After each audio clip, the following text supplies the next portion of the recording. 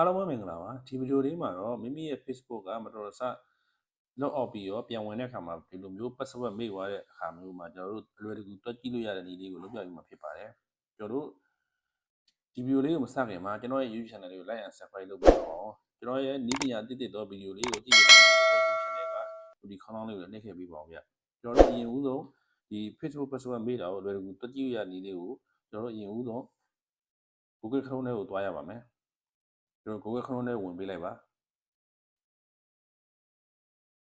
ကျွန်တော် Google Chrome ထဲကိုနှိပ်ဝင်ပြီးပါရင်ကျွန်တော်အပေါ်မှာရှိတဲ့ကျွန်တော်တို့အဆက်30နေရာလေးကိုနှိပ်ဝင်ပေးလိုက်ပါပြီးရင်ကျွန်တော်တို့ဒီမှာ setting ဆိုတဲ့နေရာလေးကိုနှိပ်ဝင်ပေးရပါမယ်ဒီ setting ဆိုတဲ့နေရာလေးကိုနှိပ်ဝင်ပေးလိုက်ပါပြီးတော့ကျွန်တော်တို့အပေါ်နည်းနည်းလောက်ဆွဲတင်လိုက်ပါပြီးတော့ကျွန်တော်တို့ဒီမှာရှိတဲ့ Google Password Manager ဆိုတဲ့နေရာလေးကိုနှိပ်ဝင်ပေးလိုက်ပါ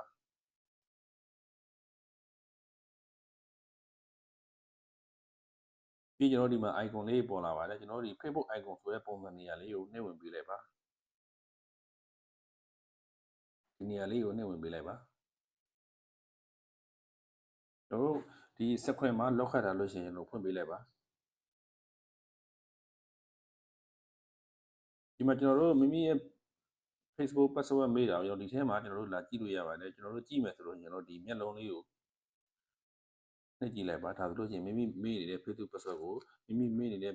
Facebook password ကိုကြည့်လို့ရပါပြီကျွန်တော်တို့ဒီထဲမှာဒီ Facebook မှာဝင်ထားတဲ့ Gmail တွေအကုန်လုံးရဲ့ password တွေကိုဒီထဲမှာလာကြည့်လို့ရပါတယ်အားလုံးကျေးဇူးတင်ပါတယ်ကျွန်တော်ဗီဒီယိုကိုကြိုက်နေတဲ့ဆိုတော့ like and share လုပ်ပြီးတော့ပါ